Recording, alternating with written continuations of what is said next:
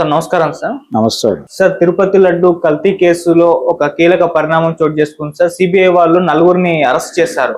అయితే ఇప్పుడు ఇది సెన్సేషన్ క్రియేట్ చేసింది. అండ్ అంటే జగన్మోహన్ రెడ్డి గారు కూడా కాస్త బ్యాక్ ఫుట్ వేసేసారని చెప్పేసి కొంతమంది నేతలతో ఆయన చర్చలు కూడా జరిపారని చెప్పేసి అరెస్ట్ తర్వాత కూడా వార్తలు వినిపిస్తున్నాయి. సో ఇది మళ్ళీ గత ప్రభుత్వానికి ఇది చుట్టుకుంటుందని కూడా అంటున్నారు. మరి ఇప్పుడు చోటు చేసుకున్న పరిణామం పైన ఏం జరగబోతుంది? అరెస్ట్ అయిన వాళ్ళు ఎవరు? డైరీ ఫామ్ కి సంబంధించిన వాళ్ళు. అవును, వైసీపీ కార్యకర్తలు కాదు, అలాగే ప్రభుత్వంలో ఏదో పదవుల్లో ఉన్నవారు కాదు. సో ఇది ఆ డైరీ ఫామ్ తప్పు అయితే ఎలో చేసినందుకు గాను అక్కడ ఎవరైతే దీన్ని టెస్ట్ చేసి వదిలారో వాళ్ళు కూడా బాధ్యులు అవుతారు, కానీ వాళ్ళు ఈ కేసులో అరెస్ట్ అయినట్టుగా ఎక్కడా లేదు. ఒకవేళ అది అరెస్ట్ అయితే ప్రభుత్వం బాధ్యతగా తీసుకుంటుంది. దేవాదాయ శాఖకి కొంచెం ఇబ్బంది ఆ టైంలో. ఆ బాధ్యతలు చూసిన వాళ్ళకి, అప్పటి టీటీడీ బాధ్యతలు చూసినటువంటి రెడ్డి గారికి ఈ విషయంలో కంగారు పడాల్సిందేం లేదు.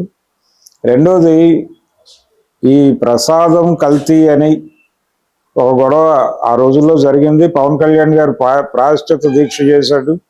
చాలా పెద్ద ఎత్తున సనాతన ధర్మానికి విఘాతం చేశారు.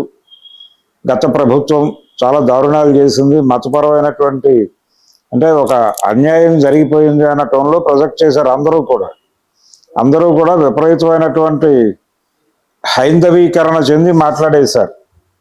ఇప్పుడు ఇంకొక వివాదం నడుస్తోంది. ఇప్పుడు కనకదుర్గ టెంపుల్లో లడ్డూ వితరణ కార్యక్రమం జరిగింది. ప్రసాదంలోనే ఒక లడ్డూలో వెంట్రుకలు వచ్చాయని ఒక భక్తుడు ఆ స్నాప్ తీసి దాన్ని ఆయన దేవాదాయ శాఖ మంత్రి ఆనం రామనారాయణ రెడ్డి గారిని ట్యాగ్ చేస్తూ ఆ ఫొటోస్ను సోషల్ మీడియాలో పెట్టాడు. ఇది దాని మీద ఏం చర్య తీసుకుంటారు? ప్రసాదం కలుషితం అవడం అంటే అది కూడా కలుషితమైనట్టే. ఇక్కడ నెయ్యిలో ఒక పర్సంటేజ్ ఉంది. ఆ పర్సంటేజ్ ఏ కొవ్వు అనే దాని దగ్గర చర్చ జరిగింది. ఏ కొవ్వు? అది పంది కొవ్వు అని. ఇది జనరల్గా ఫ్యాట్ ఉంటుంది దానిలో అనేది కంక్లూడ్ చేశారు ఫైనల్గా. ఓకే. సో ఇప్పుడు ఒకవేళ కల్తీ జరిగితే డైరీ వరకే పరిమితం అయిపోతుంది, కేసు అక్కడితో ఇదైపోతుందా. కానీ ఈ కేసులో జగన్మోహన్ రెడ్డి అరెస్ట్ అయిపోవటం, లేదు ఆయన పార్టీ నాశనం అయిపోవటం అలాంటి కార్యక్రమాలు అయితే జరగవు. జగన్మోహన్ రెడ్డి గారు ఈ మధ్య ఒక అద్భుతమైన మాట చెప్పాడు. పరిస్థితి ఎలా ఉన్నా వైసీపీ ఉంటుంది, వైసీపీ దేవుడి ఆశీర్వాదం వలన, ప్రజల బలం వలన అనేది చెప్పాడు. దైవాశీర్వాదానికి ఆయన ప్రథమ స్థానం ఇచ్చారు. కాబట్టి దైవాశీర్వాదం అంటే ఆయన దృష్టిలో వేరు.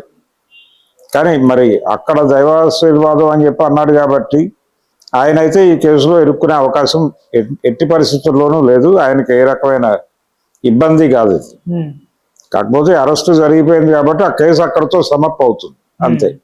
Okay sir. వైసీపీ నాయకులు కార్యకర్తలు అయి ఉంటే ఆ డైరీ వాళ్ళు అది ఇంకొక రచ్చ చేస్తారు అంతే. మాక్సిమం కరుణాకర్ రెడ్డి వరకు పరిమితం అవుతుంది ఈ వివాదం, అంతకు మించి నడిచే అవకాశం లేదు. Okay sir, thank you so much. Thank you.